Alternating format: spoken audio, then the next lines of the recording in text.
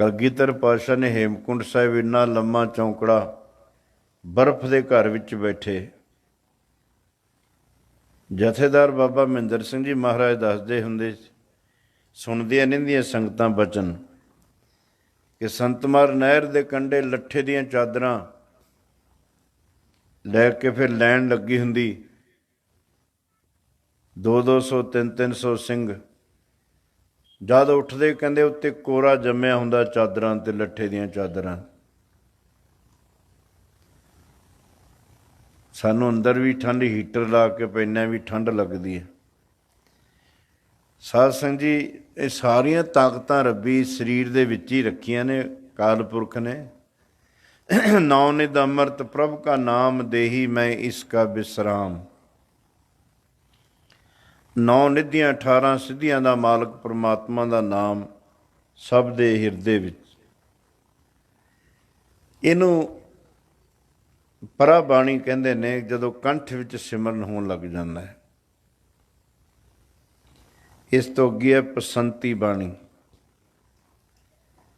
ਗੁਰਮੁਖ ਜਾਪੋ ਹਿਰਦੈ ਰਾਮ। ਬਚਨ ਸਾਰੇ ਬਾਣੀ ਦੇ ਨੇ, ਕੋਈ ਕਮਾ ਲਵੇ ਬਸ। ਪੜ੍ਹ ਲੈਣਾ, ਸੁਣ ਲੈਣਾ, ਵਿਚਾਰ ਕਰ ਲੈਣਾ ਵੀ ਚੰਗੀ ਗੱਲ ਹੈ, ਪਰ ਅਸਲ ਵਿੱਚ ਉਹਨੂੰ ਆਪਣੇ ਜੀਵਨ 'ਚ ਪ੍ਰੈਕਟੀਕਲ ਕਰਨਾ, ਕਮਾਉਣਾ। ਜਿਨ੍ਹਾਂ ਸਤਿਪੁਰਸ਼ਾਂ ਨੇ ਆਪ ਕਮਾਇਆ, ਉਹਨਾਂ ਨੇ ਫਿਰ ਇਹ ਬਚਨ ਦੱਸੇ ਹੈ। ਫਿਰ ਹਿਰਦੇ ਵਿੱਚ ਸਿਮਰਨ ਹੁੰਦਾ, ਇੱਥੇ ਸ਼ਬਦ ਪ੍ਰਗਟ ਹੋ ਜਾਂਦਾ। ਊਠਤ ਬੈਠਤ ਸੋਵਤ ਨਾਮ। ਸੁੱਤਿਆਂ ਵੀ ਸਿਮਰਨ ਹੋ ਰਿਹਾ, ਜਾਗਦਿਆਂ ਵੀ ਸਿਮਰਨ ਹੋ ਰਿਹਾ, ਤੁਰਦਿਆਂ ਫਿਰਦਿਆਂ ਕੰਮ ਕਾਰ ਕਰਦਿਆਂ, ਜੰਗ ਵਿੱਚ ਤੇਗਾ ਵਾਹ ਰਿਹਾ। ਬ੍ਰਹਮ ਗਿਆਨੀ ਸਿੱਖ ਜੰਗ ਕਰਦੇ ਰਹੇ। ਸ਼ਹੀਦ ਬਾਬਾ ਦੀਪ ਸਿੰਘ ਜੀ, ਪੰਜੇ ਪਿਆਰੇ, ਪਿਆਰੇ ਭਾਈ ਦਇਆ ਸਿੰਘ ਜੀ ਨੇ ਜੰਗ ਨਹੀਂ ਕੀਤਾ। ਸਾਰੇ ਬ੍ਰਹਮ ਗਿਆਨੀ ਗੁਰਸਿੱਖ ਹੋਏ ਨੇ, ਖੰਡਾ ਵੀ ਵਾਹੁੰਦੇ ਰਹੇ ਨੇ, ਵਾਰ ਕਰਕੇ ਸਿਰ ਧੜ ਨਾਲ ਲਹਿਦਾ ਵੀ ਕਰ ਦਿੰਦੇ ਸੀ, ਪਰ ਅੰਦਰ ਵਾਹਿਗੁਰੂ ਵਾਹਿਗੁਰੂ ਹੋ ਰਿਹਾ। ਉੱਥੇ ਸ਼ਬਦ ਪ੍ਰਗਟ ਹੋ ਜਾਂਦਾ, ਜਿਹਨੂੰ ਕਹਿੰਦੇ ਨਾਮ ਦੀ ਪ੍ਰਾਪਤੀ ਹੋ ਜਾਣੀ। ਸਤਿਗੁਰ ਪਾਸ ਬੇਨੰਤੀਆ ਮਿਲੈ ਨਾਮ ਆਧਾਰਾ। ਇਹ ਅਵਸਥਾ ਹੈ ਕਿ ਆਧਾਰ ਬਣ ਜਾਏ, ਕਿ ਜਿਵੇਂ ਮੱਛੀ ਪਾਣੀ ਤੋਂ ਬਿਨਾਂ ਨਹੀਂ ਰਹਿ ਸਕਦੀ, ਸਾਡਾ ਜੀਵਨ ਨਾਮ ਤੋਂ ਬਿਨਾਂ ਰਹਿ ਨਾ ਸਕੇ। ਜੀਵਨ ਆਧਾਰ ਬਣ ਜਾਏ ਨਾਮ। ਇੱਥੇ ਸ਼ਬਦ ਪ੍ਰਗਟ ਹੋ ਜਾਂਦਾ ਸਾਧ ਸੰਗਤ ਜੀ ਅੰਦਰ। ਜਿਵੇਂ ਆਪਾਂ ਟਿਊਬਵੈੱਲ ਲਾਉਂਦੇ ਹਾਂ, ਨਲਕੇ ਦਾ ਲਾਉਂਦੇ ਹਾਂ, ਚਾਹੇ ਮੋਟਰ ਵਾਸਤੇ ਲਾਉਂਦੇ ਹਾਂ, ਜਦੋਂ ਕੰਪਲੀਟ ਹੋ ਜਾਂਦਾ ਫਿਰ ਉੱਤੋਂ ਪਾਣੀ ਪਾਉਂਦੇ ਹਾਂ। ਪਹਿਲਾਂ ਉੱਪਰਲੇ ਪਾਣੀ ਦੀ ਸੰਗਤ ਕਰਕੇ ਥੱਲੇ ਵਾਲਾ ਪਾਣੀ ਜਦੋਂ ਪ੍ਰਗਟ ਹੋ ਜਾਂਦਾ ਹੈ, ਬਸ ਫਿਰ ਬਟਨ ਦੱਬਣ ਦੀ ਲੋੜ ਹੁੰਦੀ ਹੈ। ਇਸ ਤਰ੍ਹਾਂ ਜਿਹੜੇ ਜਗਿਆਸੂ ਸਾਧਨਾ ਕਰਦਿਆਂ ਕਰਦਿਆਂ, ਜਿਨ੍ਹਾਂ ਦੇ ਅੰਦਰ ਫਿਰ ਇੱਥੇ ਹਿਰਦੇ 'ਚ ਸਿਮਰਨ ਚੱਲਿਆ ਜਾਂਦਾ, ਉੱਥੇ ਸ਼ਬਦ ਪ੍ਰਗਟ ਹੋ ਜਾਂਦਾ। ਫਿਰ ਡਿਊਟੀ ਕਰ ਰਿਹਾ, ਕੰਮ ਕਾਰ ਕਰ ਰਿਹਾ, ਧੰਦੇ ਕਰ ਰਿਹਾ, ਫਿਰ ਉੱਥੇ ਕੋਈ ਫਰਕ ਨਹੀਂ ਹੁੰਦਾ। ਅੰਦਰ ਸਿਮਰਨ ਹੋ ਰਿਹਾ ਅਤੇ ਬਾਹਰ ਕੰਮ ਕਾਰ ਵਿਹਾਰ ਹੋ ਰਿਹਾ। ਜਿਵੇਂ ਮੁਰਗਾਬੀ ਪਾਣੀ 'ਚ ਸੁੱਕੀ ਹੁੰਦੀ ਹੈ, ਪਾਣੀ ਦੇ ਵਿੱਚ ਰਹਿੰਦੀ ਹੈ ਪਰ ਉਹਦੇ ਖੰਭ ਸੁੱਕੇ ਰਹਿੰਦੇ ਹੈ। ਕਮਲ ਫੁੱਲ ਪਾਣੀ ਦੇ ਵਿੱਚ ਹੁੰਦਾ, ਪਰ ਉਹਦੀਆਂ ਪੱਤੀਆਂ 'ਚ ਪਾਣੀ ਸਪਰਸ਼ ਨਹੀਂ ਕਰਦਾ ਹੈ। ਜੈਸੇ ਜਲ ਮੈਂ ਕਮਲ ਨਿਰਾਲਮ ਮੁਰਗਾਈ ਨ ਸਾਣੇ। ਸੁਰਤ ਸ਼ਬਦ ਭਵ ਸਾਗਰ ਤਰੀਐ ਨਾਨਕ ਨਾਮ ਬਖਾਣੇ। ਸਾਧ ਸੰਗਤ ਜੀ, ਬੇਨਤੀ ਇਹ ਬਚਨ ਅਸੀਂ ਮਹਾਂਪੁਰਸ਼ਾਂ ਦੇ ਸੁਣੇ ਹੋਏ ਜਾਂ ਪੜ੍ਹੇ ਹੋਏ ਆਪ ਜੀ ਨਾਲ ਸਾਂਝੇ ਕਰ ਰਹੇ ਹਾਂ। ਕਿਤੇ ਆਪਣੇ ਮਨ 'ਚ ਆਵੇ ਸ਼ਾਇਦ ਇਹਨਾਂ ਦੀ ਅਵਸਥਾ ਆਪਣੀ ਹੋਣੀ ਹੈ। ਗੁਰੂ ਨਾਨਕ ਦੇ ਘਰ ਦੇ ਵਿੱਚ ਪਖੰਡ ਕਰਨ ਨੂੰ ਕੋਈ ਥਾਂ ਨਹੀਂ ਹੈ। ਕਰੈ ਕਰਮ ਦਿਖਾਵੈ ਹੋਰ, ਰਾਮ ਕੀ ਦਰਗਹਿ ਬਾਧਾ ਚੋਰ। ਹਾਂ, ਸੰਗਤ ਅਰਦਾਸ ਕਰੇ ਅਤੇ ਗੁਰੂ ਮਿਹਰ ਕਰ ਦੇਵੇ, ਫਿਰ ਤਾਂ ਪਿੰਗਲਾ ਵੀ ਪਹਾੜ ਚੜ੍ਹ ਸਕਦਾ ਹੈ। ਇਸ ਕਰਕੇ ਅਸੀਂ ਬੇਨਤੀ ਕਰ ਦਿੰਦੇ ਹਾਂ ਕਿ ਅਸੀਂ ਸੁਣੇ ਹੋਏ ਬਚਨ ਨੇ ਮਹਾਂਪੁਰਸ਼ਾਂ ਦੇ ਜਾਂ ਪੜ੍ਹੇ ਹੋਏ ਨੇ, ਸਾਡੇ ਉੱਤੇ ਇਹਨਾਂ ਵਿੱਚੋਂ ਕੋਈ ਵੀ ਗੱਲ ਨਹੀਂ ਢੁੱਕਦੀ ਹੈ। ਅੱਗੇ ਫਿਰ ਨਾਭੀ ਵਿੱਚ ਸਿਮਰਨ ਹੁੰਦਾ। ਇੱਥੇ ਨਾੜੀਆਂ ਦਾ ਸੰਗ੍ਰਹਿ ਹੈ ਨਾਭੀ 'ਚ। ਇੱਥੇ ਜਦੋਂ ਸਿਮਰਨ ਹੋਣ ਲੱਗ ਜਾਂਦਾ ਹੈ, ਸਤਿਗੁਰੂ ਮਹਾਰਾਜ ਕਹਿੰਦੇ ਜਿੰਨੇ ਸਰੀਰ ਉੱਤੇ ਰੋਮ ਨੇ, 3.5 ਕਰੋੜ ਰੋਮ ਸਾਡੇ ਸਰੀਰ 'ਤੇ ਇੰਨੇ ਕੁ ਛੋਟੇ ਸਰੀਰ 'ਤੇ ਪਰਮਾਤਮਾ ਨੇ ਛੇਕ ਕੀਤੇ ਹੋਏ ਨੇ, ਇੰਨੇ ਰੋਮ ਨੇ ਸਾਡੇ ਸਰੀਰ ਉੱਤੇ। ਫਿਰ ਉਹ ਗੁਰਮੁਖ ਦੀ ਅਵਸਥਾ ਹੋ ਜਾਂਦੀ ਹੈ, ਜਿਵੇਂ ਪਾਣੀ ਦੀ ਮਸ਼ਕ ਹੋਵੇ, ਚੰਮ ਦੀ ਹੁੰਦੀ ਹੈ ਮਸ਼ਕ, ਉਹ 'ਚ ਸੂਈਆਂ ਮਾਰਦੀ ਏ ਅਤੇ ਫਿਰ ਉਹਨੂੰ ਦੱਬੀਏ, ਸਾਰੇ ਛੇਕਾਂ ਵਿੱਚੋਂ ਪਾਣੀ ਬਾਹਰ ਆਉਂਦਾ ਹੈ। ਇਸੇ ਤਰ੍ਹਾਂ ਜਿਨ੍ਹਾਂ ਦੀ ਅਵਸਥਾ ਹੋ ਜਾਂਦੀ ਹੈ, ਫਿਰ ਜਿੰਨੇ ਸਰੀਰ ਦੇ ਰੋਮ ਨੇ ਉਹ ਜ਼ਬਾਨਾਂ ਬਣ ਜਾਂਦੀਆਂ ਸਾਧ ਸੰਗਤ। ਅਸੀਂ ਤਾਂ ਆਪਣੇ ਕੋਲੋਂ ਨਹੀਂ ਕੁਛ ਕਹਿੰਦੇ, ਸਾਡਾ ਗੁਰੂ ਕਹਿੰਦਾ ਪਿਆਰੇ ਜੀ ਗੁਰਮੁਖ ਪਿਆਰੇ ਦਾ, ਪਿਆਰੇ ਜੀ ਗੁਰਮੁਖ ਪਿਆਰੇ ਦਾ।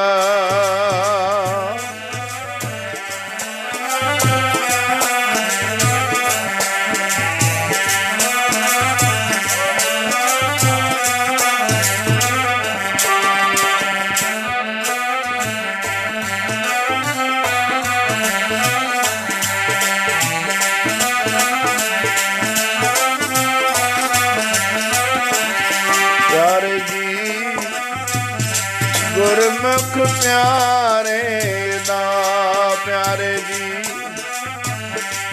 ਗੁਰਮੁਖ ਪਿਆਰੇ ਦਾ।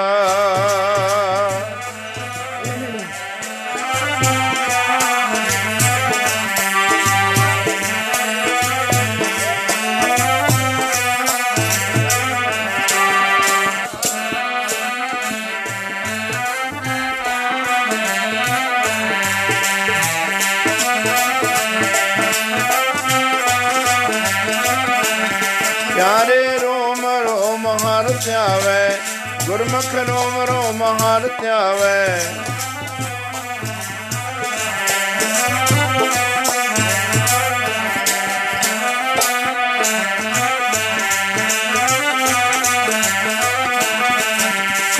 ਰੋਮ ਰੋਮ ਹਰ ਧਿਆਵੈ, ਗੁਰਮੁਖ ਰੋਮ ਰੋਮ ਹਰ ਧਿਆਵੈ।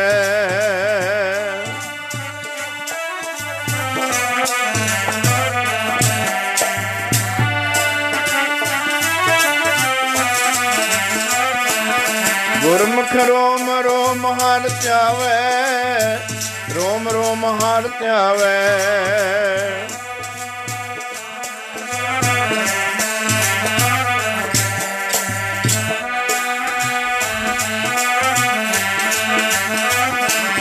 ਪਿਆਰੇ ਜੀ ਗੁਰਮੁਖ ਪਿਆਰੇ ਦਾ, ਪਿਆਰੇ ਗੁਰਮੁਖ ਪਿਆਰੇ ਦਾ।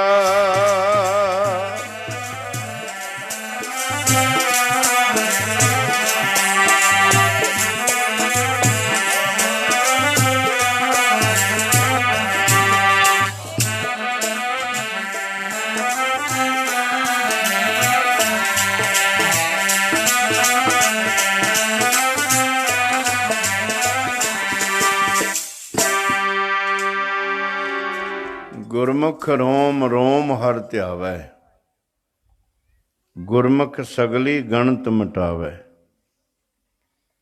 ਸਾਧ ਸੰਗਤ ਜੀ ਜਿਨ੍ਹਾਂ ਨੇ ਨਹੀਂ ਜਪਿਆ ਕਦੇ, ਉਹ ਕਹਿੰਦੇ ਜ਼ਬਾਨ ਤੋਂ ਬਿਨਾਂ ਤਾਂ ਸਰੀਰ ਦਾ ਕੋਈ ਹਿੱਸਾ ਬੋਲਦਾ ਹੀ ਨਹੀਂ ਹੈ। ਪਰ ਇਹ ਤਾਂ ਕਮਾਈ ਦੀ ਲੋੜ ਹੈ। ਆਰੇ ਨੇ ਸਰੀਰ ਦੇ 2 ਹਿੱਸੇ ਕਰ ਦਿੱਤੇ, ਭਾਈ ਮਤੀ ਦਾਸ।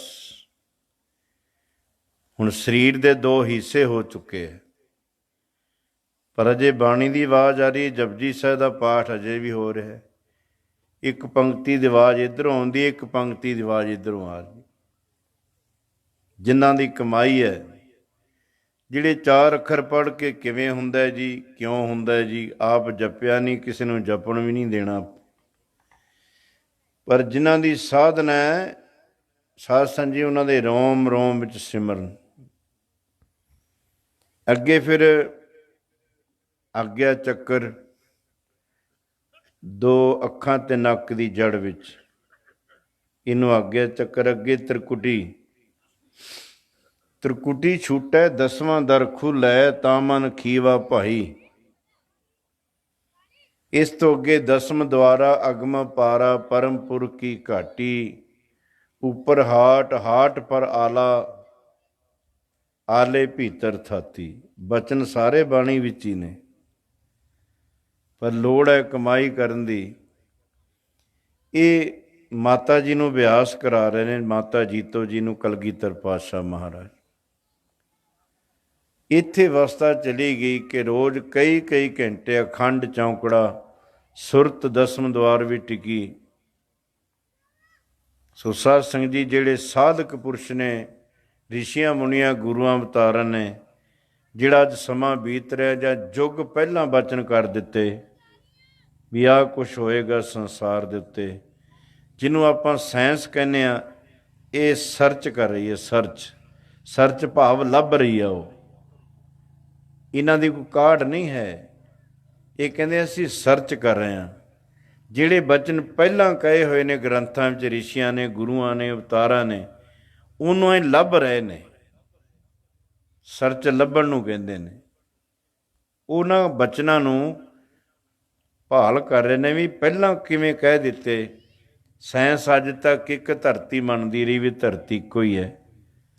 ਧੰਨ ਗੁਰੂ ਨਾਨਕ ਦੇਵ ਜੀ ਮਹਾਰਾਜ ਨੇ ਅੱਜ ਤੋਂ 500 ਸਵਾ 500 ਸਾਲ ਪਹਿਲਾਂ ਹੀ ਬਚਨ ਕੀਤਾ, ਧਰਤੀ ਹੋਰ ਪਰੈ ਹੋਰ ਹੋਰ। ਜਿੰਨੀ ਭਾਲ ਕਰਦੇ ਜਾਓਗੇ ਉਹ ਕਰੋੜਾਂ ਬ੍ਰਹਿਮੰਡਾਂ ਦਾ ਮਾਲਕ ਹੈ।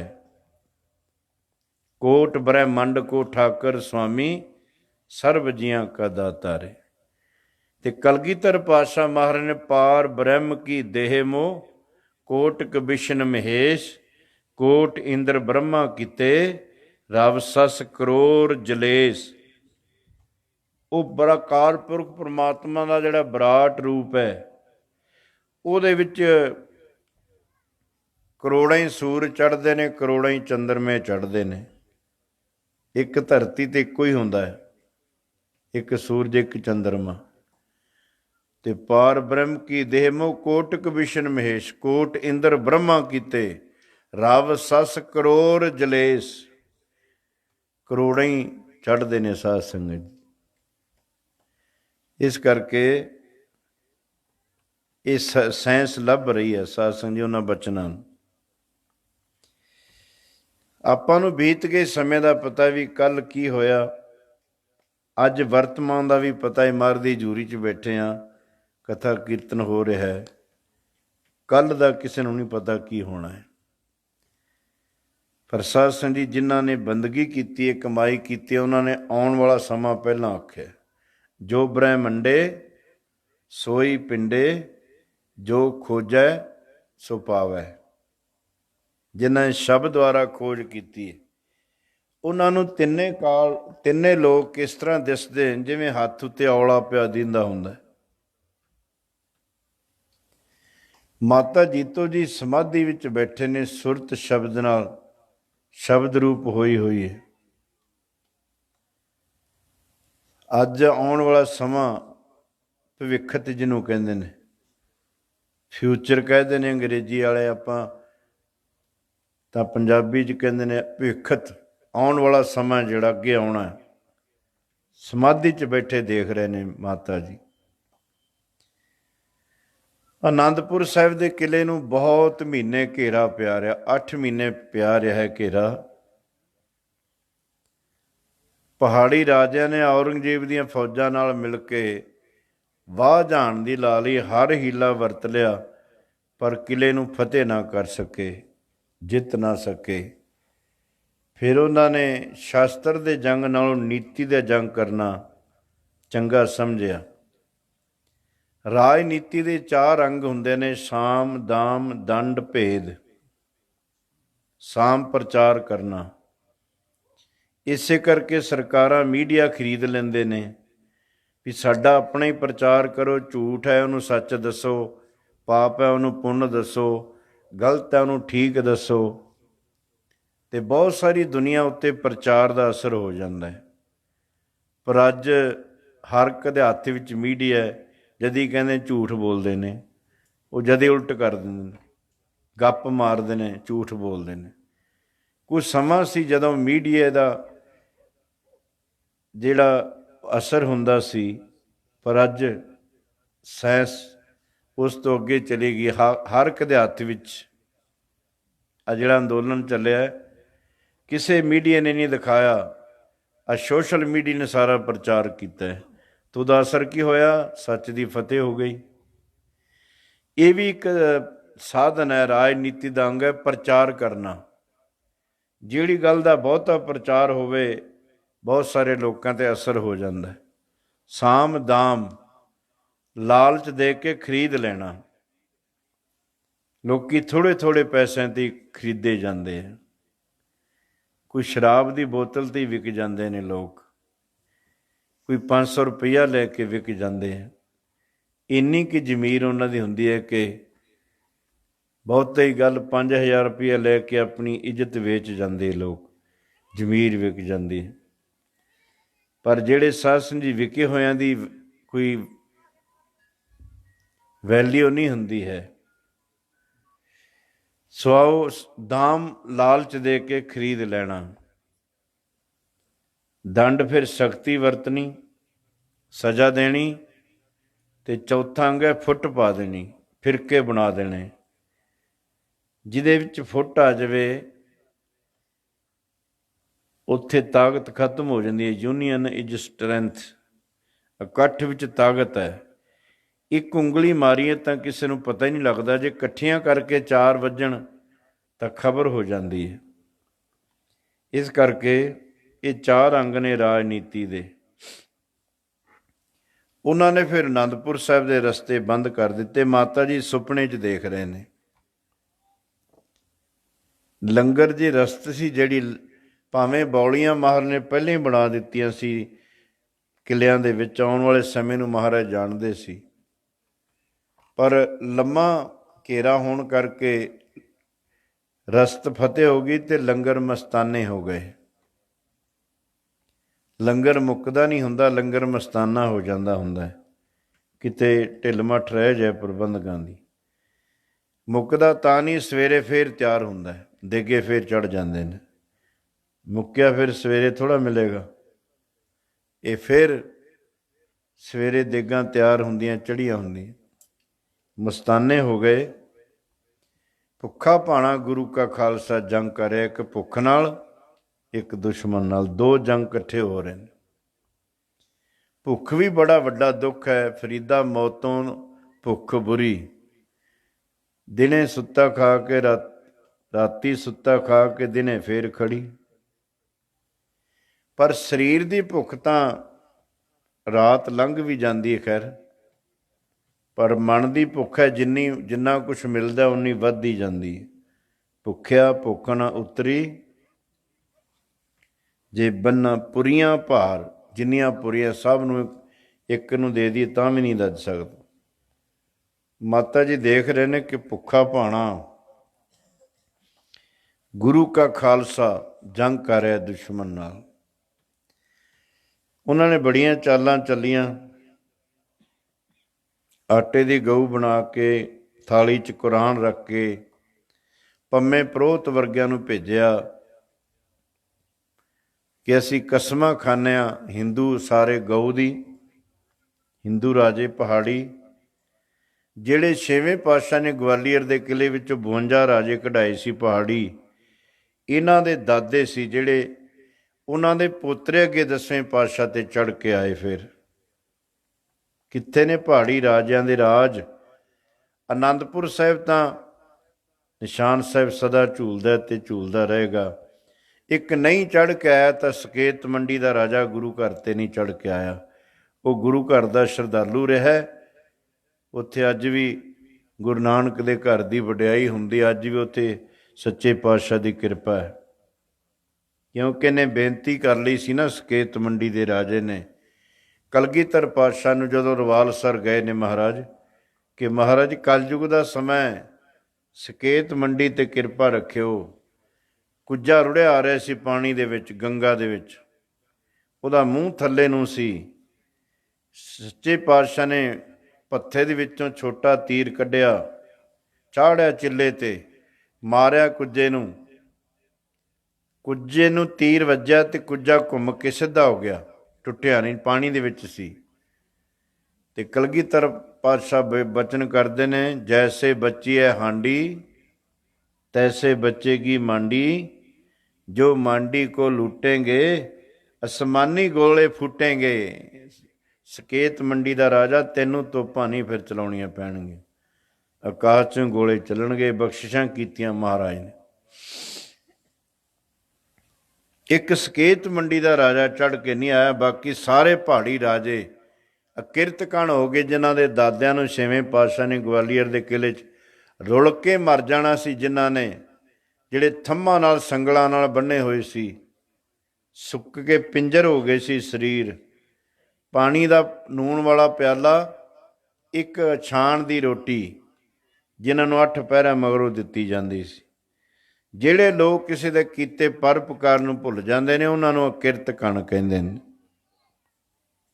ਤੇ ਧਰਤੀ ਉੱਤੇ ਸਭ ਤੋਂ ਭਾਰਾ ਬੰਦਾ ਕਿਰਤ ਕਣ ਹੈ। ਪਰਬਤਾਂ ਨਾਲੋਂ, ਨਦੀਆਂ ਨਾਲੋਂ, ਜੰਗਲ ਨਾਲੋਂ, 84 ਲੱਖ ਜੂਨੀ ਨਾਲੋਂ, ਆਹ ਵੱਡੇ ਵੱਡੇ ਮਨਾਰੇ ਕਿਲ੍ਹੇ, ਇਹਨਾਂ ਨਾਲੋਂ ਭਾਈ ਗੁਰਦਾਸ ਜੀ ਕਹਿੰਦੇ ਭਾਰੇ ਭੋਏ ਅਕਿਰਤ ਕਣ ਮੰਦੀ ਹੂੰ ਮੰਦੇ। ਸੋ ਕਾਰਪੁਰਖ ਦੇ ਹੁਕਮ ਅਨੁਸਾਰ ਜਿਹੜਾ ਬਚਨ ਕਲਗੀਧਰ ਪਾਤਸ਼ਾਹ ਨੇ ਬਚਪਨ ਵਿੱਚ ਆਖਿਆ ਸੀ ਨਾ, 5 ਸਾਲ ਦੀ ਉਮਰ 'ਚ, ਸਿਆਣੇ ਬੈਠੇ ਹੋ ਸੰਗਤ ਵਿੱਚ,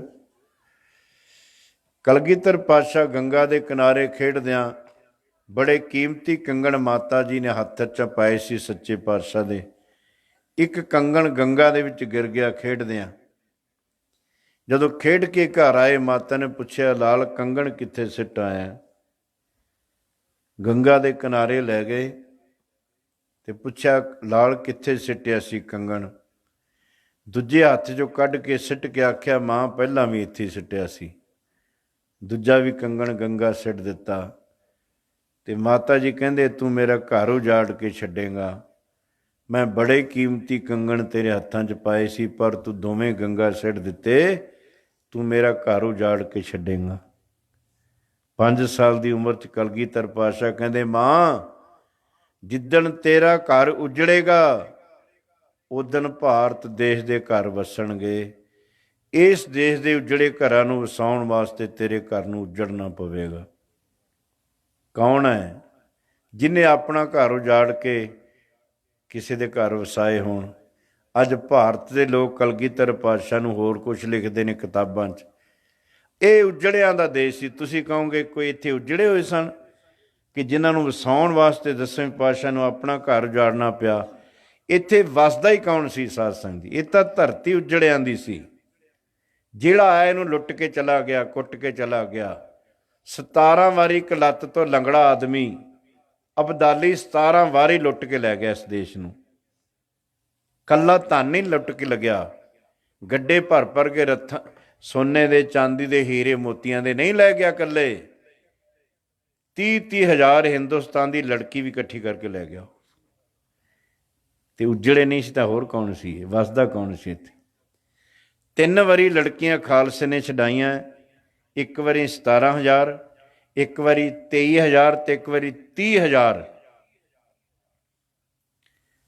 ਇਹ ਲੋਕਾਂ ਨੇ, ਇਸ ਦੇਸ਼ ਦੇ ਲੋਕਾਂ ਨੇ ਗੱਲਾਂ ਹੀ ਬਣਾ ਲਈਆਂ ਸੀ, ਖਾਧਾ ਪੀਤਾ ਲਾਹੇ ਦਾ, ਬਾਕੀ ਅਹਿਮਦ ਸ਼ਾਹ ਦਾ। ਖਾ ਪੀ ਲਓ, ਜਿਹੜਾ ਖਾਣਾ ਉਹਨੇ ਆਉਣਾ ਲੁੱਟ ਕੇ ਲੈ ਜਾਣਾ। ਤੇ ਧੀਆਂ ਨੂੰ ਇਸ ਤਰ੍ਹਾਂ ਅੱਗੇ ਲਾਉਂਦੇ ਸੀ ਜਿਵੇਂ ਕਿਸੇ ਗਊ ਦਾ ਰੱਸਾ ਖੋਲ੍ਹ ਕੇ ਕਿਸੇ ਦੇ ਅੱਗੇ ਲਾ ਦਈਦਾ ਹੁੰਦਾ, ਸਾਨੂੰ ਕੁਝ ਨਾ ਕਹੋ, ਧੀਆਂ ਲਿਜਾਣੀਆਂ ਲੈ ਜਾਓ। ਇੱਥੇ ਜਿਉਂਦਾ ਵਸਦਾ ਕੌਣ ਸੀ? ਤਾਂ ਧਰਤੀ ਉਜੜਿਆਂ ਦੀ ਸੀ ਸਾਧ ਸੰਗਤ ਜੀ। ਇਹ ਫਿਰ ਜਦੋਂ ਖਾਲਸਾ ਸਾਜਿਆ, 30,000 ਲੜਕੀ ਇਕੱਠੀ ਕਰਕੇ ਇਸ ਦੇਸ਼ ਦੀ ਲਈ ਜਾਂਦਾ ਸੀ। ਤੇ ਕਰਦੇ ਕੀ ਸੀ ਉਹਨਾਂ ਦਾ? ਉੱਥੇ ਗਜਨੀ ਦੇ ਬਾਜ਼ਾਰ ਲੱਗਦੇ ਸੀ, ਗਜਨੀ ਦੇ ਬਾਜ਼ਾਰਾਂ 'ਚ ਮੰਡੀ ਲੱਗਦੀ ਸੀ, ਤੇ ਟਕੇ ਟਕੇ ਦੇ ਭਾਅ ਇਸ ਦੇਸ਼ ਦੀ ਲੜਕੀ ਵਿਕਦੀ ਸੀ। ਉੱਥੇ ਟਕਾ 2 ਪੈਸਿਆਂ ਦਾ ਹੁੰਦਾ ਹੈ। ਆ ਜਿਹੜੀਆਂ ਸਾਡੀਆਂ ਬੀਬੀਆਂ ਗਹਿਣੇ ਪਾਉਂਦੀਆਂ ਨੱਕਾਂ ਕੰਨਾਂ 'ਚ, ਇਹ ਉਦੋਂ ਤੋਂ ਰਿਵਾਜ਼ ਚੱਲਿਆ ਹੈ। ਬਨੌਟੀ ਗਹਿਣੇ ਨੱਕਾਂ ਕੰਨਾਂ 'ਚ ਪਾ ਕੇ ਉਹਨੂੰ ਸ਼ਿੰਗਾਰ ਕੇ ਲੈ ਕੇ ਜਾਣਾ ਕਿ ਇਹਦੇ ਪੈਸੇ ਜ਼ਿਆਦਾ ਮਿਲਣਗੇ। ਜਿਹਨੂੰ ਪ੍ਰਮਾਤਮਾ ਨੇ ਸਰੂਪ ਦੇ ਕੇ ਭੇਜਿਆ, ਉਹਦੇ 'ਤੇ ਹੋਰ ਸ਼ਿੰਗਾਰ ਕਰਨ ਦੀ ਲੋੜ ਨਹੀਂ ਹੈ। ਜੇ ਸ਼ਿੰਗਾਰ ਕਰਨਾ ਹੈ ਤਾਂ ਸ਼ੁਭ ਗੁਣਾਂ ਦਾ ਕਰਨਾ ਹੈ। ਸਭ ਤੋਂ ਵੱਡਾ ਗਹਿਣਾ ਨਿਮਰਤਾ, ਧੀਰਜ, ਸ਼ਾਂਤੀ। ਅਜੇ ਸਿੱਖਾਂ ਦੇ ਧੀਆਂ ਦੇ ਡਿਵੋਰਸ ਹੋ ਰਹੇ ਨੇ। ਕਿਉਂ? ਧੀਰਜ ਖਤਮ ਹੋ ਚੁੱਕੀ ਹੈ। ਕਿਸੇ ਵੱਡੇ ਦਾ, ਕਿਸੇ ਬਜ਼ੁਰਗ ਦਾ ਸਤਿਕਾਰ ਨਹੀਂ, ਕਿਸੇ ਦੇ ਆਖੇ ਨਹੀਂ ਲੱਗਣਾ। ਸੋ ਸਾਧ ਸੰਗਤ ਜੀ, ਸ਼ੁਭ ਗੁਣਾਂ ਨਾਲ ਸ਼ਿੰਗਾਰਨਾ ਤਾਂ ਦੋਹਾਂ ਜਹਾਨਾਂ 'ਚ ਉਹਦਾ ਸਤਿਕਾਰ ਹੋਵੇਗਾ। ਉਸ ਵੇਲੇ 30-30 ਹਜ਼ਾਰ ਲੜਕੀ ਇਸ ਦੇਸ਼ ਦੀ ਗਜਨੀ ਦੇ ਬਾਜ਼ਾਰਾਂ ਟਕੇ ਟਕੇ ਦੇ ਭਾਅ ਵਿਕਦੀ ਰਹੀ। ਇਹ ਅੱਜ ਡੀਂਗਾਂ ਮਾਰਦੇ ਫਿਰਦੇ ਆ। ਉਹਨਾਂ ਨੂੰ ਪੜ੍ਹੋ ਹਿਸਟਰੀ। 30 ਹਜ਼ਾਰ ਲੜਕੀ ਦਿੱਲੀ ਤੋਂ ਪਿੱਛਾ ਕੀਤਾ ਖਾਲਸੇ ਨੇ ਲਾਹੌਰ ਤੱਕ। ਗੱਡੇ ਭਰੇ ਸੋਨੇ ਚਾਂਦੇ ਹੀਰੇ ਮੋਤੀਆਂ ਦੇ ਖੋਹ ਲਏ ਅਬਦਾਲੀ ਤੋਂ, ਤੇ 30 ਹਜ਼ਾਰ ਲੜਕੀ ਛਡਾ ਕੇ ਆਪਣੀਆਂ ਪੱਗਾਂ ਪਾੜ ਪਾੜ ਕੇ ਅੱਧੀਆਂ ਉਹਨਾਂ ਧੀਆਂ ਦੇ ਸਿਰ 'ਤੇ ਦੇਖ ਕੇ ਘਰ ਇਸ ਤਰ੍ਹਾਂ ਛੱਡ ਕੇ ਆਏ ਜਿਵੇਂ ਭਰਾ ਆਪਣੀ ਭੈਣ ਨੂੰ ਛੱਡ ਕੇ ਆਉਂਦਾ ਹੈ। ਜਿਹਦੇ ਵਿੱਚ ਰਾਜਿਆਂ ਦੀਆਂ ਚੰਬੇਲੀ ਦੇ ਰਾਜੇ ਦੀ ਵੀ ਧੀ ਸੀ ਵਿੱਚ, ਰਾਜਿਆਂ ਦੀਆਂ ਧੀਆਂ ਵੀ ਸੀ ਵਿੱਚ। ਪਰ ਸਾਧ ਸੰਗਤ ਜੀ, ਐਡਾ ਉੱਚਾ ਗੁਰੂ ਨਾਨਕ ਦੇ ਘਰ ਦਾ ਇਤਿਹਾਸ ਹੈ ਖਾਲਸੇ ਦਾ, ਕਿ ਅੱਜ ਵੀ ਲੋਕ ਫਕਰ ਕਰਦੇ ਨੇ। ਕਹਿੰਦੇ ਸੀ ਜਦੋਂ ਲੁੱਟਣ ਆਉਂਦੇ ਸੀ, ਆ ਗਿਆ ਨਿਹੰਗ ਬੂਹਾ ਖੋਲ੍ਹ ਦੇ ਨਿਸੰਗ। ਉਹ ਗੁਰੂ ਦਾ ਸਿੰਘ ਆ ਗਿਆ, ਦਰਵਾਜ਼ਾ ਖੋਲ੍ਹਦੇ, ਉਹਨੂੰ ਖਤਰਾ ਨਹੀਂ ਹੈ। ਇੱਕ ਦਿੱਲੀ ਗਰਲ ਕਾਲਜ ਦੇ ਵਿੱਚ ਲੜਕੀਆਂ ਨੂੰ ਪ੍ਰੋਫੈਸਰ ਪੜ੍ਹਾ ਰਿਹਾ ਸੀ, ਅਤੇ ਪ੍ਰੋਫੈਸਰ ਹਿੰਦੂ ਸੀ। ਉੱਥੇ ਵਾਰਦਾਤਾਂ ਹੁੰਦੀਆਂ ਰਹਿੰਦੀਆਂ ਅਕਸਰ, ਅਤੇ ਉਹ ਪ੍ਰੋਫੈਸਰ ਕਹਿ ਰਿਹਾ ਸੀ ਤੁਹਾਨੂੰ ਆਪਣੀ ਸਵੈ ਰੱਖਿਆ ਵਾਸਤੇ ਜੁੱਡੋ ਸਿੱਖਣਾ ਚਾਹੀਦਾ ਹੈ, ਤੁਹਾਨੂੰ ਕਰਾਟੇ ਸਿੱਖਣੇ ਚਾਹੀਦੇ ਨੇ। ਇੱਕ ਲੜਕੀ ਉੱਠ ਕੇ ਕਹਿੰਦੀ, ਸਰ ਮੇਰਾ ਇੱਕ ਕੁਐਸਚਨ ਹੈ, ਚਲੋ ਅਸੀਂ ਸਿੱਖਾਂਗੇ, ਕਰਾਟੇ ਵੀ ਸਿੱਖਾਂਗੇ, ਜੁੱਡੋ ਵੀ, ਜੇ ਉਦੋਂ ਪਹਿਲਾਂ ਸਾਡੇ 'ਤੇ ਕੋਈ ਘਟਨਾ ਘਟ ਗਈ ਫਿਰ? ਉਹ ਹਿੰਦੂ ਪ੍ਰੋਫੈਸਰ ਕਹਿੰਦਾ, ਜਿੱਥੇ ਸਰਦਾਰ ਖੜ੍ਹਾ ਹੋਏ ਉੱਥੇ ਦੌੜ ਕੇ ਚਲੀ ਜਾਇਓ, ਤੁਹਾਡੀ ਇੱਜ਼ਤ ਵੱਲ ਦੇਖੇਗਾ ਨਹੀਂ ਕੋਈ।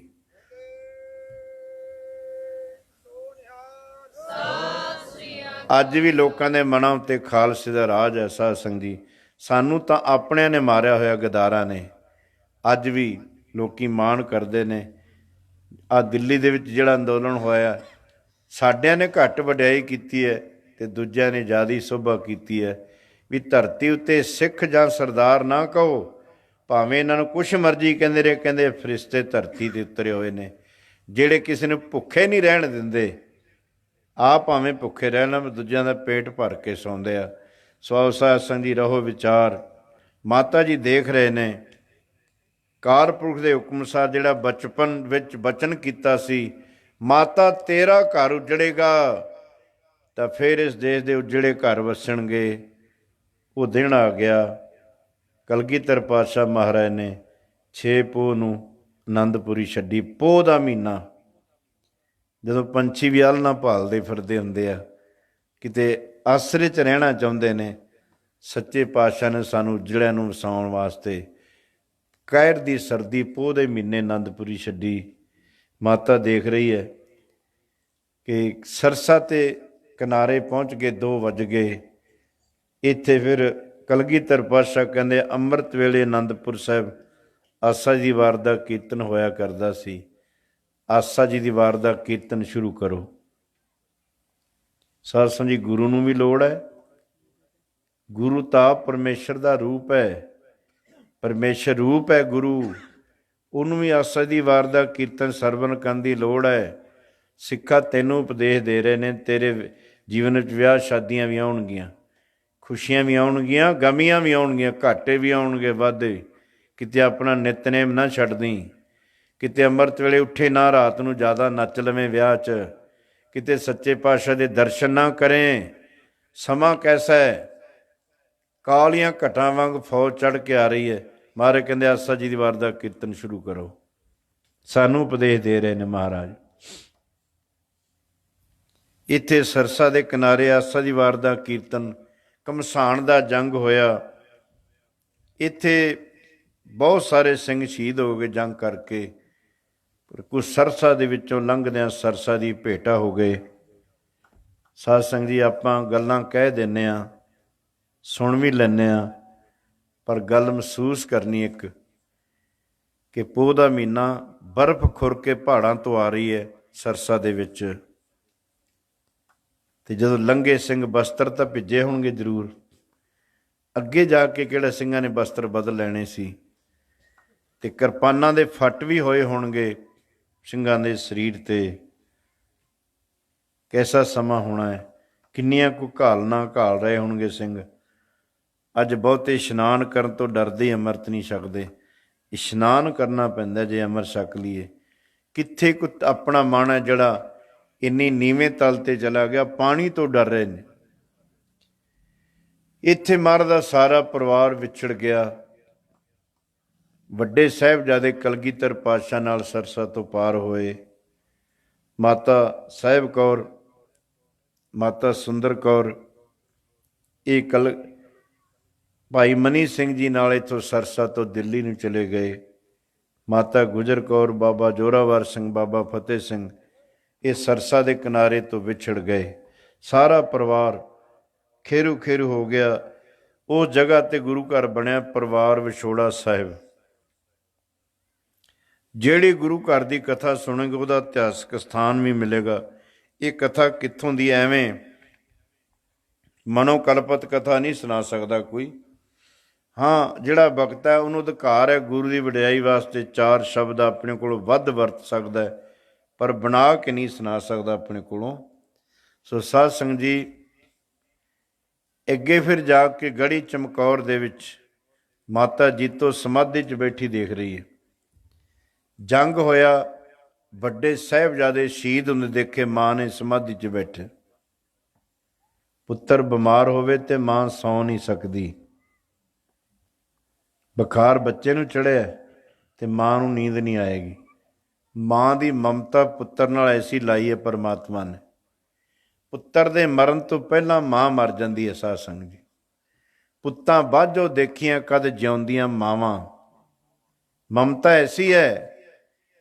ਪਰ ਸਾਧ ਸੰਗਤ ਜੀ, ਬੰਦਗੀ ਵਿੱਚ ਇੰਨੀ ਤਾਕਤ ਹੈ, ਸਿਮਰਨ ਵਿੱਚ ਇੰਨੀ ਸਮਰੱਥਾ ਹੈ ਕਿ ਮਾਂ ਸਮਾਧੀ 'ਚ ਬੈਠੀ ਦੇਖ ਰਹੀ ਤੇ ਪੁੱਤਰ ਸ਼ਹੀਦ ਹੋ ਕੇ ਬਾਬਾ ਅਜੀਤ ਸਿੰਘ 372 ਫੱਟ ਜਿਨ੍ਹਾਂ ਦੇ ਸਰੀਰ ਤੇ ਵੱਜਦੇ ਆ। ਸੂਰਮੇ ਦੁਨੀਆ 'ਚ ਬੜੇ ਹੋਏ ਨੇ, ਸਾਰੀਆਂ ਕੌਮਾਂ 'ਚ ਸੂਰਮੇ ਹੋਏ ਨੇ, ਪਰ ਸਾਧ ਸੰਗਤ ਜੀ ਇੱਕ ਦੁਨੀਆ 'ਚ ਸੂਰਮਾ ਹੋਇਆ, ਬਾਬਾ ਅਜੀਤ ਸਿੰਘ ਜੀ ਦੇ ਸਰੀਰ ਤੇ 372 ਫੱਟ ਸ਼ਾਸਤਰਾਂ ਦੇ ਵੱਜਦੇ ਆ। ਬਰਸ਼ਿਆਂ ਦੇ, ਕਿਰਪਾਨਾਂ ਦੇ, ਤੀਰਾਂ ਦੇ, ਗੋਲੀਆਂ ਦੇ 372 ਫੱਟ ਖਾ ਕੇ ਬਾਬਾ ਅਜੀਤ ਸਿੰਘ ਸ਼ਹੀਦ ਹੁੰਦੇ ਆ। ਬਾਬਾ ਜੁਝਾਰ ਸਿੰਘ, ਇਹ ਦੋਵੇਂ ਸਾਹਿਬਜ਼ਾਦੇ ਮਾਤਾ ਜੀਤੋ ਨੇ ਸ਼ਹੀਦ ਹੁੰਦੇ ਦੇਖੇ ਆ ਸਮਾਧੀ 'ਚ। ਪਰ ਸੁਰਤ ਉਸੇ ਤਰ੍ਹਾਂ ਟਿਕੀ, ਮੋਹ ਨੇੜੇ ਨਹੀਂ ਆਇਆ। ਦੀਵੇ ਦੇ ਕੋਲ ਹਨੇਰਾ ਨਹੀਂ ਆਉਂਦਾ। ਸਾਧ ਸੰਗਤ ਜੀ, ਬੰਦਗੀ ਵਿੱਚ ਇੰਨੀ ਸਮਰੱਥਾ ਹੈ। ਅਸੀਂ ਸਾਰਾ ਦਿਨ ਚੁਗਲੀਆਂ ਕਰ ਸਕਦੇ ਹਾਂ, ਬਹਿ ਕੇ ਜਪਜੀ ਸਾਹਿਬ ਦਾ ਪਾਠ ਨਹੀਂ ਕਰਦੇ। ਇੰਨੀ ਤਾਕਤ ਹੈ ਸਿਮਰਨ ਵਿੱਚ, ਬਾਣੀ ਵਿੱਚ। ਫਿਰ ਮਾਤਾ ਨੂੰ ਸਾਹਿਬਜ਼ਾਦਿਆਂ ਨੂੰ ਤੁਰਦੇ ਜਾਂਦੇ ਦੇਖਿਆ। ਸਰਦੀ ਦਾ ਮਹੀਨਾ, ਮਾਤਾ ਦਾਦੀ ਨਾਲ ਪੋਤੇ ਤੁਰੇ ਜਾ ਰਹੇ ਨੇ। ਇੱਕ ਕੁੰਮੇ ਮਾਸ਼ਕੀ ਦੀ ਛੱਪਰੀ 'ਚ ਰਾਤ ਕੱਟਦੇ ਨੇ। ਜਿਹੜੇ ਕਦੇ ਸ਼ਾਹੀ ਮਹੱਲਾਂ ਦੇ ਵਿੱਚ ਮਖਮਲੀ ਗਦੇਲਿਆਂ 'ਤੇ ਆਰਾਮ ਕਰਦੇ ਸੀ ਗੁਰੂ ਦੇ ਲਾਲ, ਤੇ ਖਾਲਸਾ ਅਰਦਲ ਵਿੱਚ ਪਹਿਰੇ 'ਤੇ ਖੜਿਆ ਹੁੰਦਾ ਸੀ। ਜਦੋਂ ਸਮਾਂ ਕਰਵਟ ਲੈਂਦਾ ਸਾਧ ਸੰਗਤ ਜੀ, ਅੱਜ ਉਹ ਕੁੰਮੇ ਮਾਸ਼ਕੀ ਕੱਖਾਂ ਦਾ ਆਸਣ ਸ਼ਾਇਦ, ਤੇ ਪੁਰਾਣਾ ਜਿਹਾ ਉਹਦੇ ਕੋਲ ਜੋ ਬਿਸਤਰ ਸੀ ਉਹਨੇ ਦਿੱਤਾ ਹੈ। ਆਪ ਬਾਹਰ ਦਰਖਤ ਦੀ ਜੜ੍ਹ ਨਾਲ ਬੈਠਾ ਹੈ, ਕਣੀਆਂ ਪੈ ਰਹੀਆਂ ਨੇ ਤੇ ਹਵਾ ਚੱਲ ਰਹੀ, ਠੱਕਾ ਚੱਲ ਰਿਹਾ ਹੈ, ਤੇ ਜਾਰ ਜਾਰ ਰੋ ਰਿਹਾ ਕੁੰਮਾ ਮਾਸ਼ਕੀ, ਤੇ ਮਾਤਾ ਤੇ ਸਾਹਿਬਜ਼ਾਦੇ ਉਹਦੀ ਕੁੱਲੀ ਵਿੱਚ ਆਰਾਮ ਕਰ ਰਹੇ ਨੇ। ਅਸੀਂ ਮਹਿਲਾਂ ਵਿੱਚ ਪੈ ਕੇ ਵੀ ਸਾਨੂੰ ਬਾਣੀ ਯਾਦ ਨਹੀਂ ਹੈ। ਅਸੀਂ ਕਿੱਡੇ ਧਰਤੀ 'ਤੇ ਭਾਰੀ ਹੋ ਗਏ ਹਾਂ ਕਿ ਅੱਜ ਸਾਡੇ ਕੋਲ ਸਮਾਂ ਹੀ ਨਹੀਂ ਹੈ, ਟਾਈਮ ਨਹੀਂ ਹੈ ਜੀ ਸਾਡੇ ਕੋਲ ਬਾਣੀ ਪੜ੍ਹਨ ਦਾ, ਜਾਂ ਸਾਡਾ ਗੁਰੂ ਵਾਲੇ ਬਣਨ ਵਾਸਤੇ ਮਨ ਹੀ ਨਹੀਂ ਬਣਿਆ। ਬਣਾਇਓ ਨਾ, ਪਰ ਧਰਤੀ ਤੁਹਾਨੂੰ ਭਾਰ ਸਮਝਦੀ ਹੈ। ਸਾਧ ਸੰਗਤ ਜੀ, ਫਿਰ ਸੂਬੇ ਗੰਗੂ ਬ੍ਰਾਹਮਣ ਦੇ ਘਰ ਲਾਲਚ ਵਸ ਹੋ ਕੇ ਮਾਇਆ ਦੇ ਇਹਨੇ ਗੰਗੂ ਨੇ ਸਾਹਿਬਜ਼ਾਦਿਆਂ ਨੂੰ ਗ੍ਰਿਫਤਾਰ ਕਰਾਇਆ। ਮਰਿੰਡੇ ਰਾਤ ਕੱਟੀ। ਜਿਹੜੀ ਕਤਵਾਲੀ 'ਚ ਰਾਤ ਕੱਟੀ ਸੀ, ਉੱਥੇ ਵੀ ਅੱਜ ਨਿਸ਼ਾਨ ਸਾਹਿਬ ਝੂਲ ਰਿਹਾ। ਸਾਧ ਸੰਗਤ ਜੀ, ਤੇ ਹਨੇਰੇ ਕੋਠੜੀ ਦੇ ਵਿੱਚ ਬੰਦ ਕੀਤਾ ਸੀ, ਨਾ ਕੋਈ ਲਾਈਟ ਨਾ ਕੋਈ ਦੀਵਾ, ਤੇ ਦੋਵੇਂ ਦਰਵਾਜ਼ੇ ਬੰਦ ਕਰ ਦਿੱਤੇ ਸੀ। ਸਾਧ ਸੰਗਤ ਜੀ, ਇੱਕ ਰਾਤ ਕੱਟੀ ਸੀ ਕਤਵਾਲੀ 'ਚ। ਉੱਥੇ ਅੱਜ ਬਹੁਤ ਉੱਚਾ ਨਿਸ਼ਾਨ ਸਾਹਿਬ ਝੂਲ ਰਿਹਾ ਹੈ। ਇੱਥੋਂ ਸਖਤ ਪਹਿਰੇ ਹੇਠ ਸਰਹੰਦ ਲਿਆਂਦਾ ਗਿਆ, ਠੰਡੇ ਬੁਰਜ ਵਿੱਚ ਗ੍ਰਿਫਤਾਰ ਕੀਤੇ, ਕੈਦ ਕੀਤੇ। ਪੋਹ ਦਾ ਮਹੀਨਾ, 7 ਸਾਲ ਦਾ ਇੱਕ, 9 ਸਾਲ ਦਾ ਇੱਕ, ਬਜ਼ੁਰਗ ਮਾਂ, ਦੋਹਾਂ ਨੂੰ ਠੰਡ ਜ਼ਿਆਦਾ ਲੱਗਦੀ, ਬੱਚਿਆਂ ਨੂੰ ਤੇ ਬਜ਼ੁਰਗਾਂ ਨੂੰ। ਪੋਹ ਦਾ ਮਹੀਨਾ, 4 ਸਪੇਰਿਓਂ ਹਵਾ, ਬਰਫ਼ ਵਰਗਾ ਉਹ ਜਿਹੜਾ ਫਰਸ਼ ਜਿਹਦੇ ਉੱਤੇ ਬੈਠੇ ਸੀ ਮਾਂ, ਤੇ ਆਪਣੇ ਆਂਦਰਾਂ ਦੀ ਨਿੱਘ ਦਿੰਦੀ ਰਹੀ ਦੋਹਾਂ ਸਾਹਿਬਜ਼ਾਦਿਆਂ ਨੂੰ।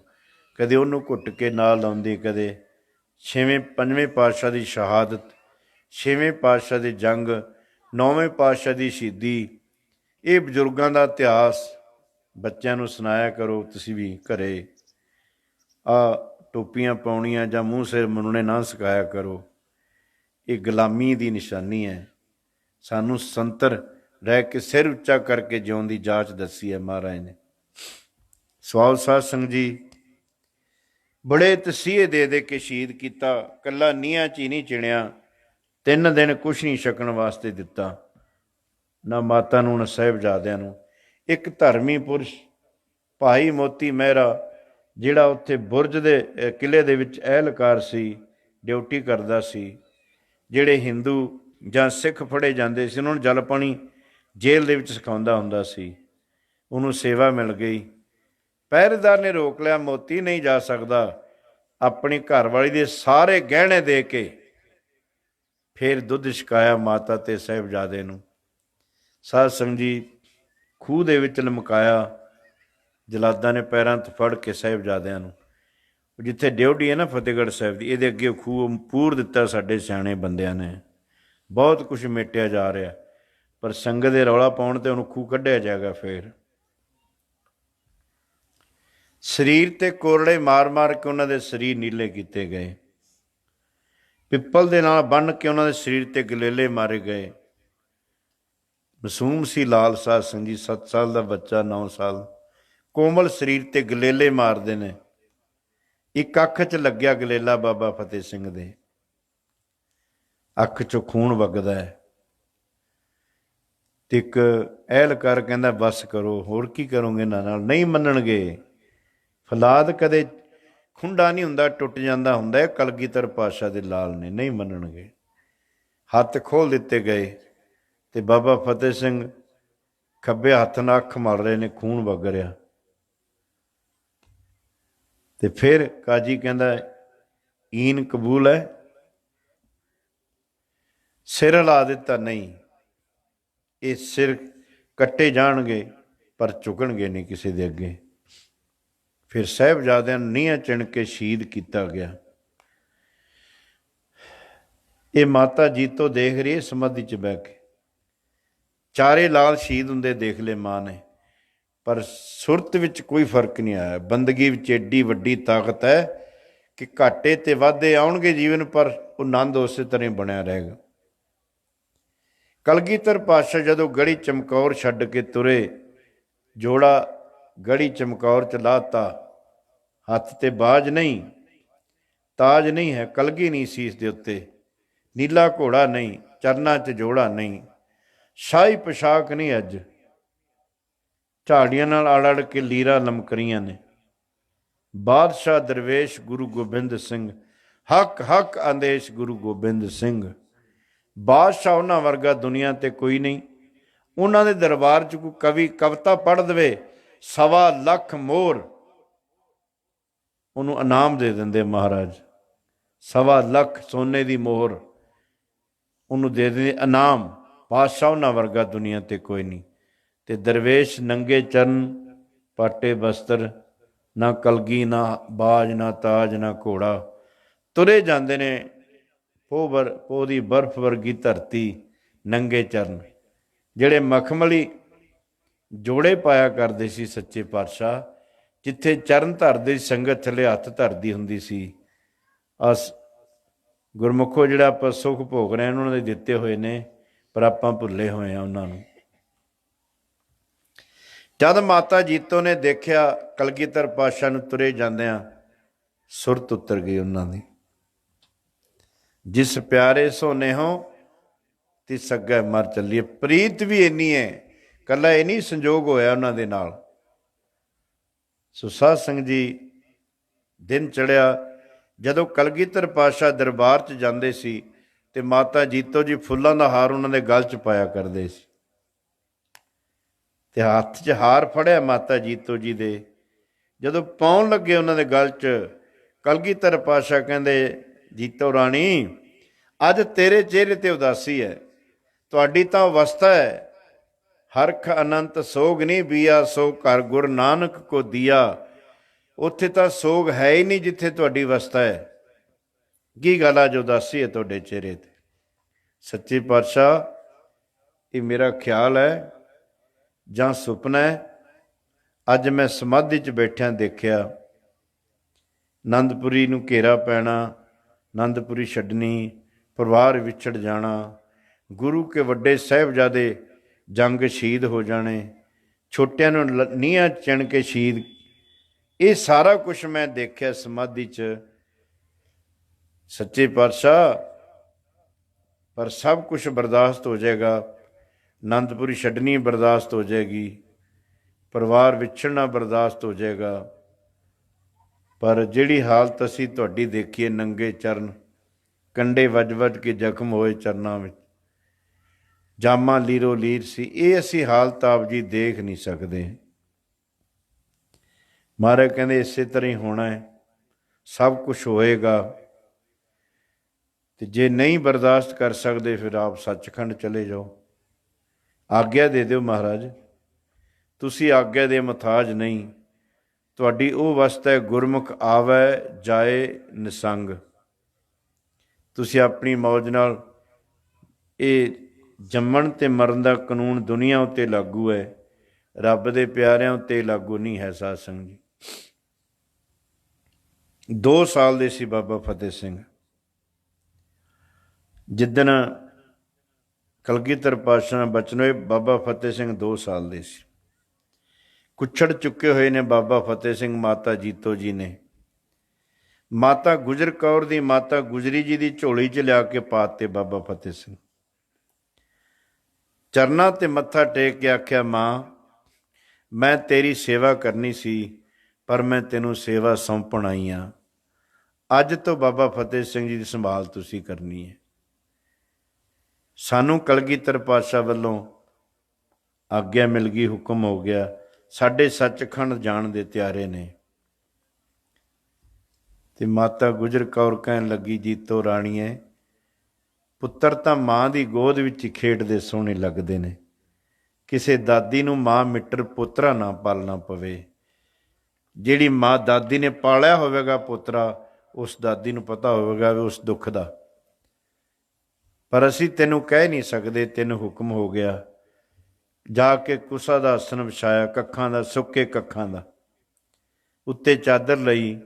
ਮਾਤਾ ਜੀਤੋ ਜੀ ਸਰੀਰ ਇਸ ਤਰ੍ਹਾਂ ਤਿਆਗ ਗਏ ਜਿਵੇਂ ਸੱਪ ਕੰਜ ਛੱਡ ਕੇ ਤੁਰ ਜਾਂਦਾ ਹੈ। ਸੋ ਸਾਧ ਸੰਗਤ ਜੀ, ਇਹ ਉਹਨਾਂ ਮਹਾਨ ਸ਼ਹੀਦਾਂ ਦੀ ਯਾਦ ਵਿੱਚ ਹਰ ਇੱਕ ਸਾਲ ਸਮਾਗਮ ਰੱਖਿਆ ਜਾਂਦਾ ਹੈ। ਉਹਨਾਂ ਸ਼ਹੀਦਾਂ ਨੂੰ ਜਿਨ੍ਹਾਂ ਨੇ ਸਾਡੇ ਵਾਸਤੇ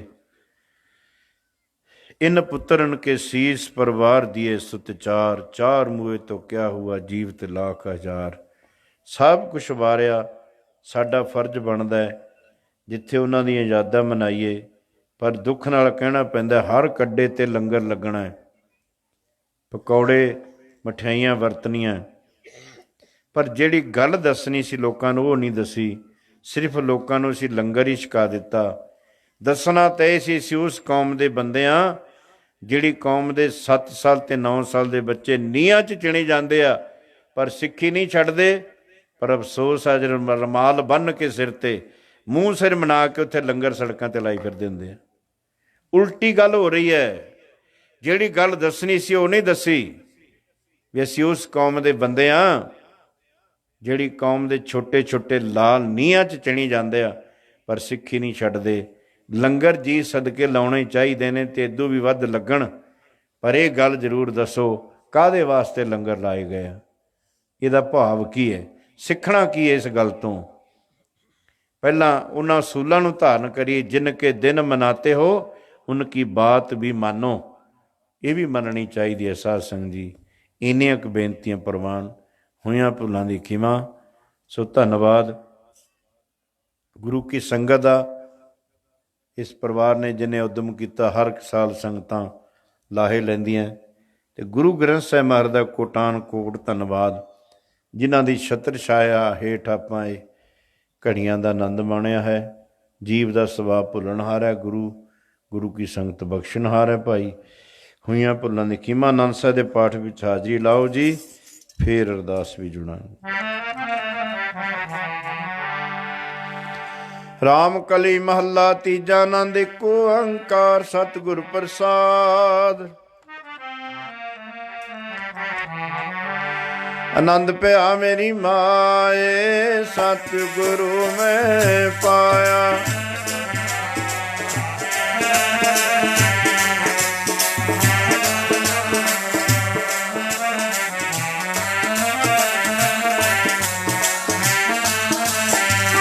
ਅਵਧੂਤਾ ਗਾਵੋ ਹਰੀ ਕੇਰਾ, ਮਨ ਜਿਨੀ ਵਸਾਇਆ।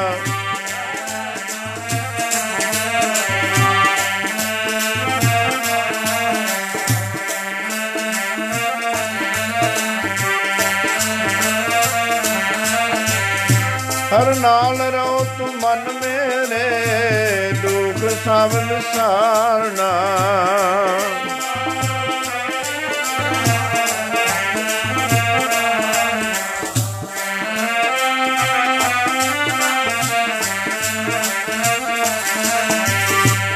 ਕਹਿ ਨਾਨਕ ਮਨ ਮੇਰੇ, ਸਦਾ ਰਹੋ ਹਰ ਨਾਲੇ।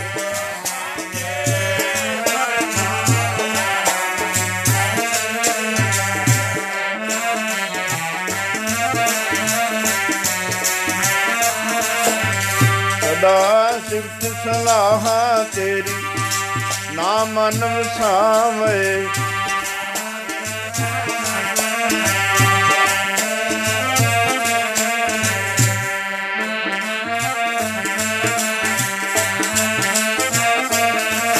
ਸਾਚਾ ਨਾਮ ਮੇਰਾ ਆਧਾਰੋ, ਸਾਚ ਨਾਮ ਆਧਾਰ ਮੇਰਾ। ਜਿਨ ਭੁੱਖਾਂ ਸਭ ਗਵਾਈਆਂ,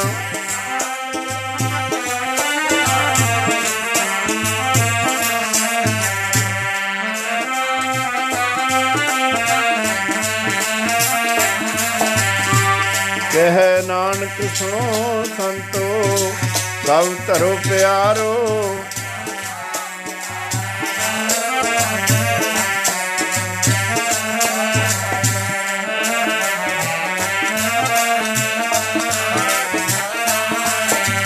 ਪੰਚ ਦੂਤ ਤੁਧ ਵਸ ਕੀਤੇ, ਕਾਲ ਕੰਟਕ ਮਾਰਿਆ।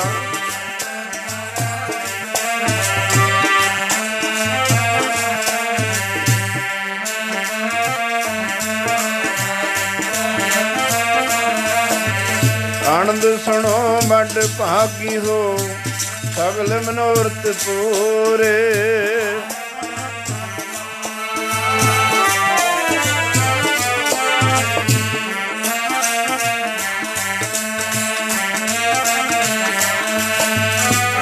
ਸੰਤ ਸਾਜਨ ਭਏ ਸਰਸੇ, ਪੂਰੇ ਗੁਰ ਤੇ ਜਾਣੀ।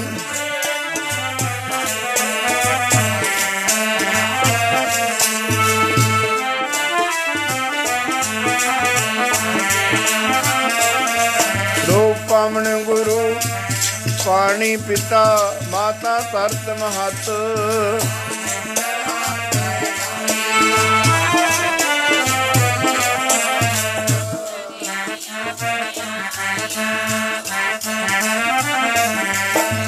ਕਰਮੀ ਆਪੋ ਆਪਣੀ, ਕੇ ਨੇੜੇ ਕੇ ਦੂਰ।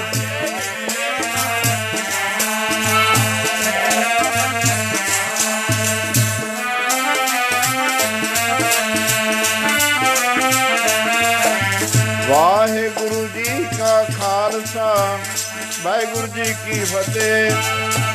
ਵਾਹਿਗੁਰੂ ਜੀ ਕਾ ਖਾਲਸਾ, ਵਾਹਿਗੁਰੂ ਜੀ ਕੀ ਫਤਿਹ।